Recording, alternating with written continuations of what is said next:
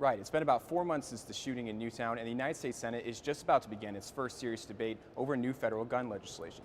The major talking point, expanding background checks for the purchasers of firearms. Good morning. It's the first proposed gun legislation after the shootings in Newtown and Aurora. A bipartisan agreement between Democratic Senator Toomey-Manchin and Republican Senator Pat Toomey. As your senator, I'll protect our Second Amendment rights. Both of whom have an A rating from the National Rifle Association.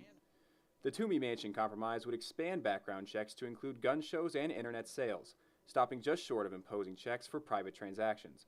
It would also require states and the federal government to provide records on criminals and the violently mentally ill. Many of the parents of Newtown victims met with Senator Manchin to show their support for the bill. What I've seen here is people working together on both sides to try to do something to reduce the likelihood of another mother standing in my shoes. Public support for such measures is substantial. According to a CNN ORC poll released Wednesday, nearly 9 out of every 10 Americans support some form of background checks not currently required by law. While the leaders of the NRA say the rejection of the so-called universal background checks in the proposed legislation is a positive development, the group issued a statement saying it still won't solve the nation's gun problem. Expanding background checks at gun shows will not prevent the next shooting, will not solve violent crime, and will not keep our kids safe in school. The sad truth is that no background check would have prevented the tragedies in Newtown, Aurora, or Tucson.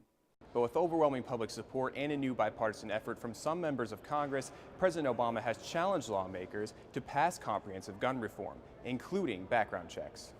If our democracy is working the way it's supposed to, and 90% of the American people agree on something, in the wake of a tragedy, you'd think this would not be a heavy lift. But the president knows by now that in politics it's never quite that easy.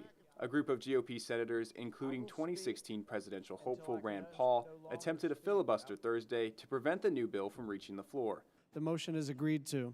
A chamber vote was enough to break the filibuster, but that doesn't necessarily guarantee the bill will receive the same number of votes.